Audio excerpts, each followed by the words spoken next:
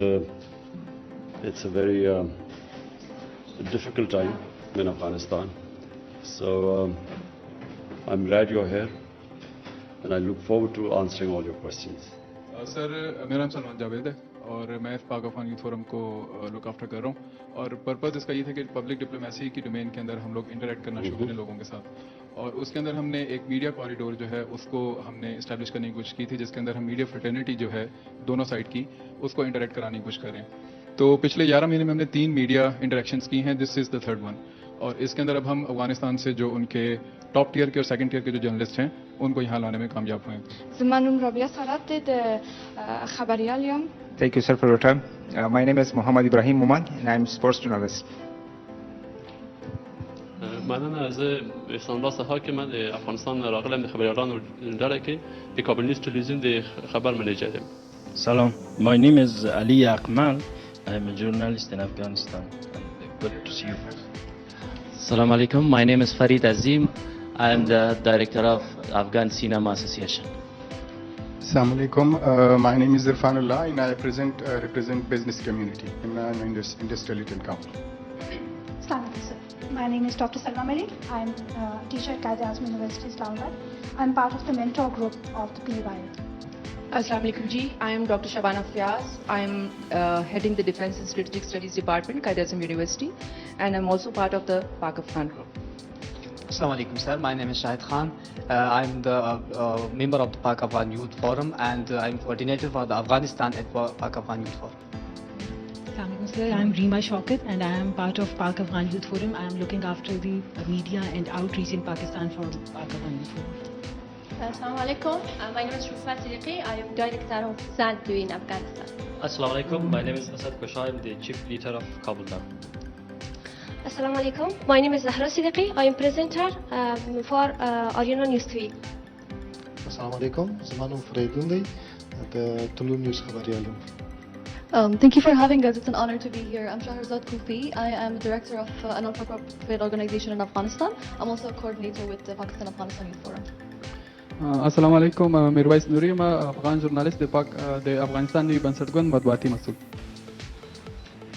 Okay जी कौन questions करेगा One question is that this is injected in Afghanistan, the people of Afghanistan, that India and Pakistan are part of the problems in Afghanistan.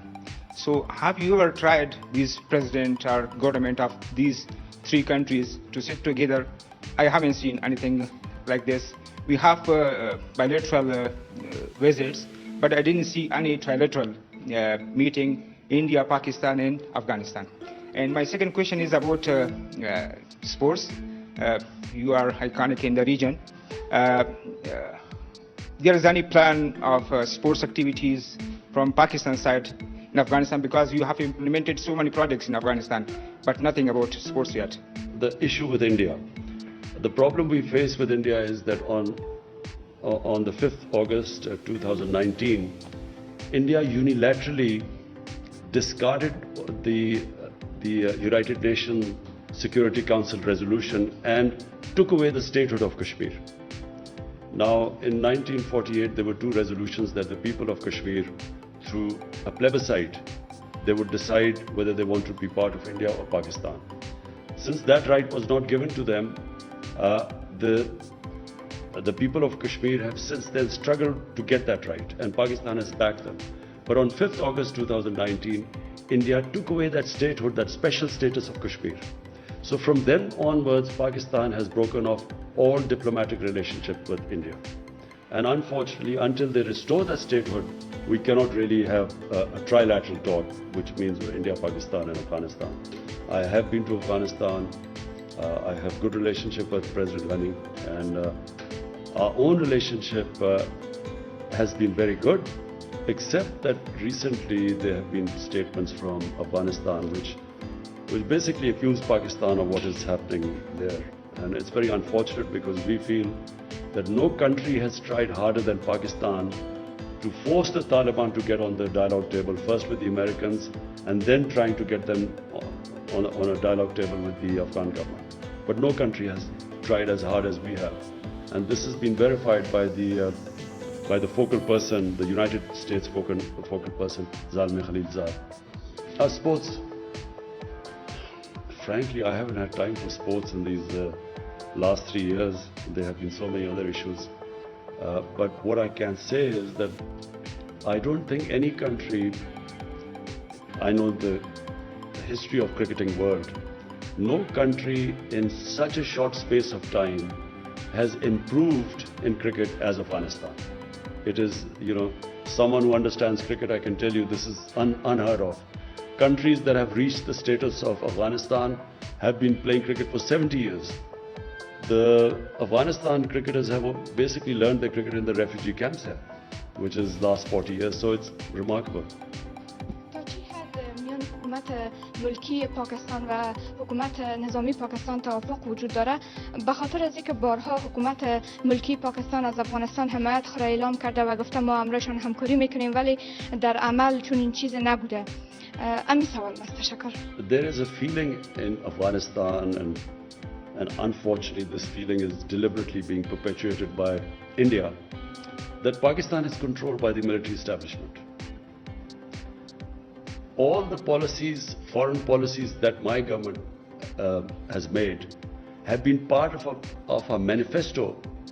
They have been part of a manifesto for the past 25 years.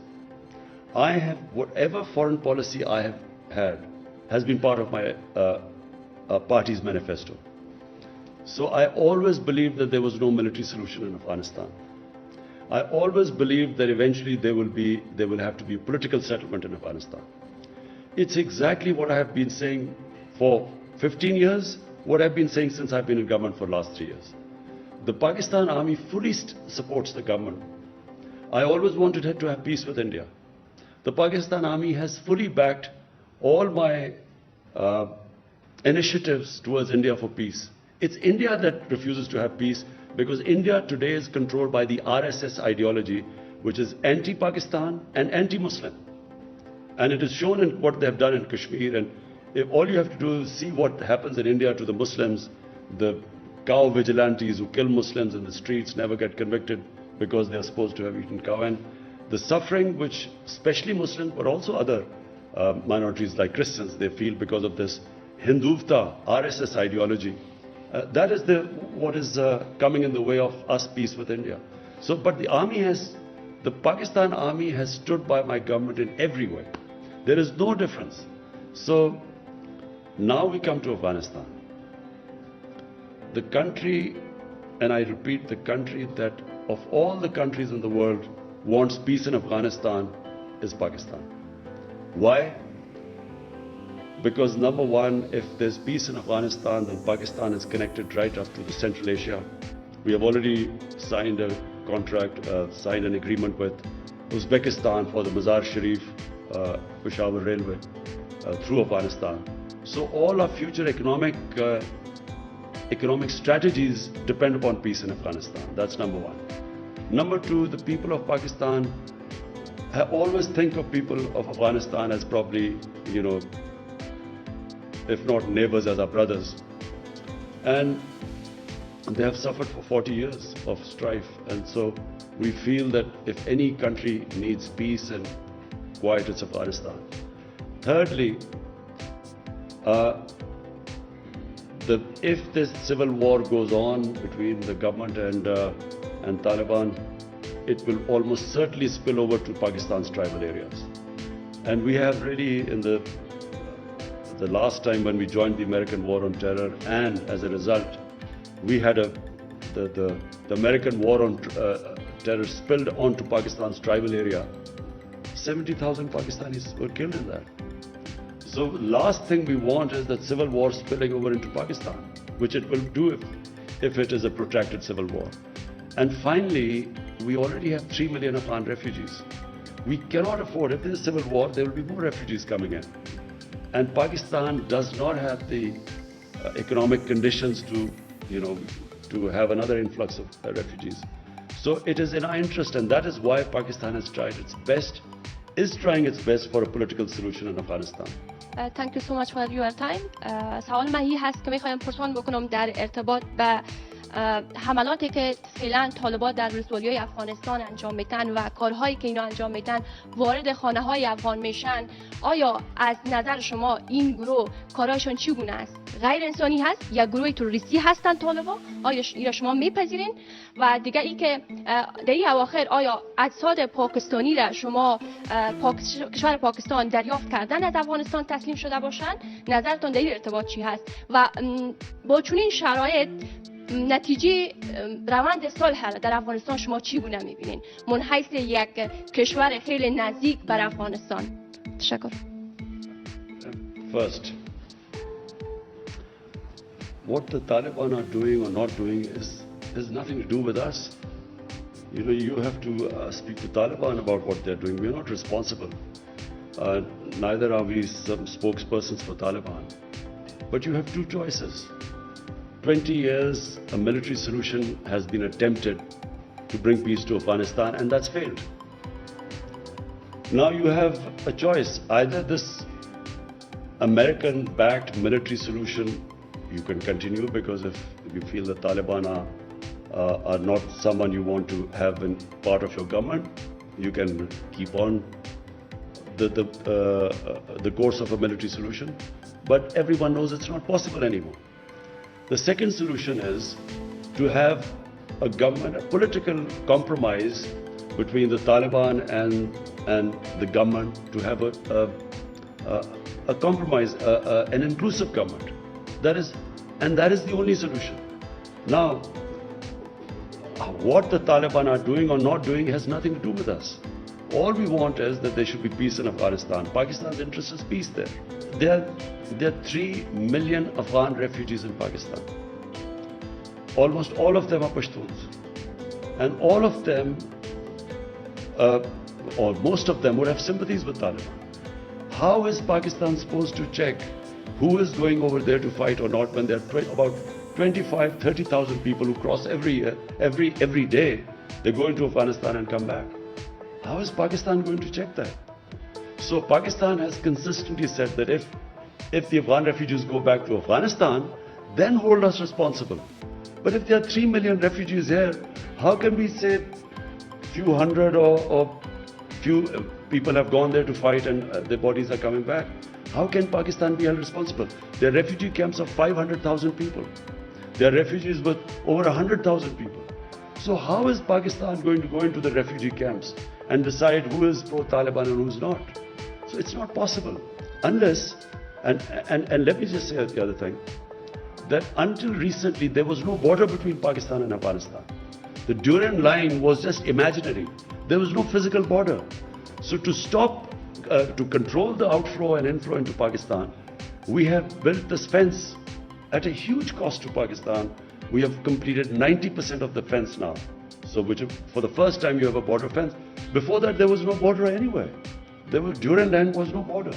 So we are trying our best, but it is not possible to hold Pakistan responsible when you have over 3 million people, refugees here. What interest could possibly Pakistan have in a civil war in Afghanistan? What interest would Pakistan have in backing someone to take over Afghanistan?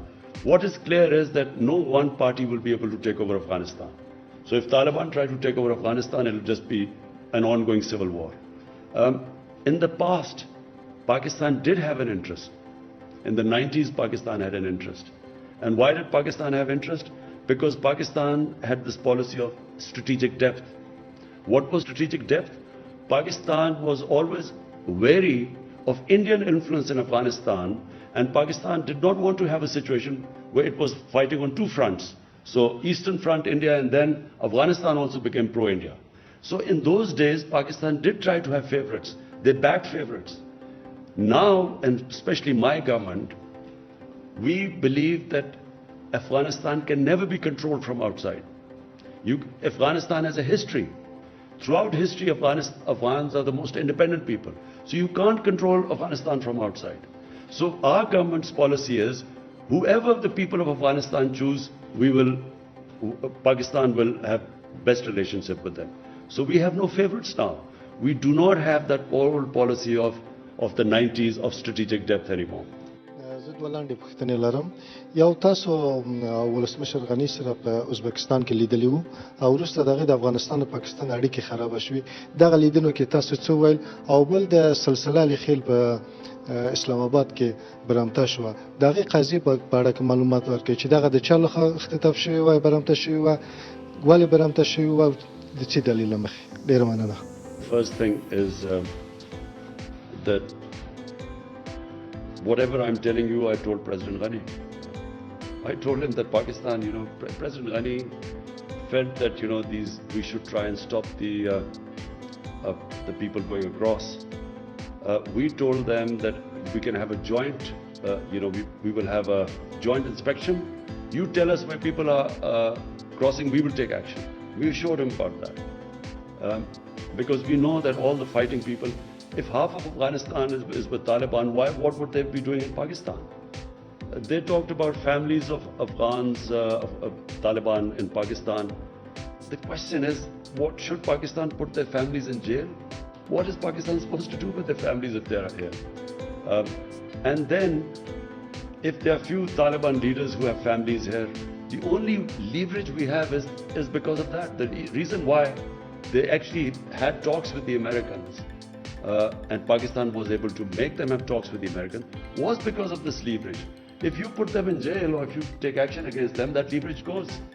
But more importantly, I got the impression that somehow the Afghan government feels that we should take some sort of a military action against, force whoever the Afghan or who the few pro-Taliban people or Taliban leaders are here. But so number one, we will do everything, but we will not use military force anymore in Pakistan. As I said last time, we were fighting someone else's war and we ended up 70,000 Pakistanis were killed. So there is a consensus in Pakistan that we will not use military action. Short of military action, we will try our best. How much ever pressure they want us to put on the Taliban, we will, because it is in our interest there's peace in Afghanistan.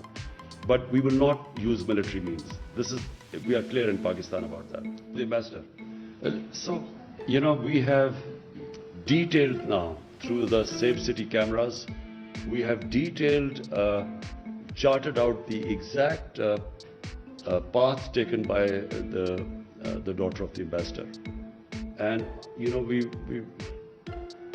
the taxi drivers, the taxis which the ambassador's daughter took, we got through the cameras, we got the numbers of the taxis, we called these people up, they've all been interrogated.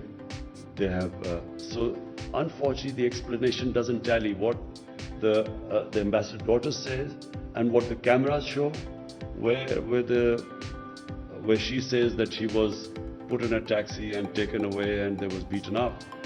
But there is a picture of that taxi and she's sitting there and she's fine. And the driver was called up in the police officer show. So unfortunately, we didn't get the answers because the police has now all the record, charted all the areas where she went, and it doesn't tally with what her accounts are. There's a discrepancy there. And unfortunately, they went back, so we have no way of confirming what happened. But the account of the ambassador's daughter does not tally with all the cameras which show her going into the 3 different taxis. The taxi drivers were interviewed or got into the police station. It does not match there. The Afghan government has requested for a team to visit Pakistan for sharing this investigation, and we have conveyed our reference for that team to visit next week. So you've heard that there's a team coming from Afghanistan. We will give them all the information they want. We will give them the pictures from the Safe City cameras, exactly the movements, and so that they can go and ask the questions to the daughter when they go back. تشکر is an میکنم که فرصت گذاشتین، وقت گذاشتین بر ما. میخوایم سوال داشته باشم در قسمت پروسه صلح Afghanistan. N که پاکستان بارها گفته که ما در قسمت پروسه صلح با افغانستان صادق هستیم و همکار هستیم. پس مراکز مشورتی طالبان فعلا در قلمرو پاکستان نشان دهنده چی است؟ تشکر. We have consistently asked the Afghan government to tell us where these shuras are and where the hubs are. supposedly where the Taliban are supposed to be. You know, we kept hearing about this when the Americans were conducting operations. There were drone attacks in the tribal areas. Americans were, killing people through drones. So why didn't they spot this Quetta Shura and so on? Because we've always asked them to tell us where this Quetta Shura and so on. The thing is, if the Taliban meet within the Afghan refugee camps, as I said, one of the refugee camps is over 500,000 people. There's another is 100,000 people and so on. So it's not easy for Pakistan to tell them exactly, who's coming on where. This has been asked over and over again, and let me just, in the end, say one thing. The reason why 150,000 NATO troops, the greatest military machine in the history of mankind, the reason why they did not succeed in Afghanistan has nothing to do with Pakistan. It's exactly what the Americans did in Vietnam. When they failed in Vietnam, they blamed, some insurgents from Cambodia or Laos, and they actually bombed Cambodia and completely destabilized Cambodia. But they still didn't make any difference. We were told at one point that the Taliban main sanctuaries were in North Waziristan. They kept pushing us that we should take action in North Waziristan. Finally, after 4 or 5 years, Pakistan actually took action in North Waziristan. 1 million people were internally displaced from North Waziristan when Pakistan took action. 1 million people were displaced. Some Pakistani soldiers lost their lives. The whole area was cleared. But what difference did it make? This was in 2014. It made no difference at all. Nothing happened. I mean, it's not that suddenly the NATO troops won the war in Afghanistan. Nothing happened. So, this blaming for a flawed strategy. Surely the Americans should have started talking to the Taliban from a position of strength. When there are 150,000 NATO troops, that was the time to talk to them. Talking to them when there's an exit date given and when there are a few thousand troops left, how do they expect the Taliban would now compromise? The time to make them compromise or a political settlement was when they were in a position of strength. Half the Afghanistan is in Taliban hand. Why do they need Pakistan now? که امریکا له تاسو غوښتنه وکړي چې د پاکستان د خاورې د افغانستان په خاوره کې پوځي عملیات وکړي، آیا تاسو د پوځي عملیاتو یا هوایي عملیاتو اجازه ورکوي؟ او دویم سوال، د افغانستان او پاکستان د روابط چې اوس خراب شوي، د دې عواقب تاسو څنګه ارزوئ؟ Now my question is that what will the Americans achieve operating from Pakistan what they could not achieve in 20 years operating from Afghanistan? I don't know. If someone can convince me that suddenly it would make a big difference and there will be peace in Afghanistan by them operating from Pakistan, maybe we would consider it. But what they haven't achieved in 20 years, how do they expect to achieve right now from Pakistan, having bases there? All it will do is, it will involve Pakistan in a conflict which Pakistan has nothing to do with it. So why would we want another conflict on our hands when already when we were fighting the US war on terror, we lost 70,000 people, over $150 billion lost to the economy. Why would we want to get ourselves in another conflict? So that's the reason why Pakistan sees absolutely no reason for them to have bases and operating from within Pakistan. Future relationship with Afghanistan, I see relations between the two countries will get stronger with every passing year. And the reason is that Afghanistan needs Pakistan, Pakistan needs Afghanistan. No country would benefit more from open borders than Pakistan and Afghanistan, because Pakistan would benefit from access to Central Asian markets. They are emerging markets, they are growing very quickly. There's energy corridor as Afghanistan from Central Asia, so we will gain from it. And Afghanistan, of course, has a huge Pakistani market of 220 million people, and then a port, Gwadar port, and of course, Port Qasim. So it's a mutually beneficial relationship. And people don't realize that Afghanistan was part of Pakistan and India for a long time. And then there was a time when what is Pakistan, North Pakistan, was part of Afghanistan for 70, 80 years. So there's a strong linkages between the two countries. And I think that once this the situation calms down in Afghanistan, and which we pray it calms down very quickly, then I think we will have probably the best years of our relationship. Normally میں کسی media کا جورنالسٹ نہیں ہوں, میں cinema سے تعلق رکھتا ہوں, تو اسی لیے ہم سوشل میں بہت کام کرتے ہیں, اور الحمدللہ یہ جو روابط ابھی تک اب خراب ہو چکا ہے پالیٹکس سے, سوشل پہ کوئی اثر نہیں ڈالا ہے. ابھی بھی ہم ادھر آ سکتے, ادھر لوگ کام کرتے پاکستان سے.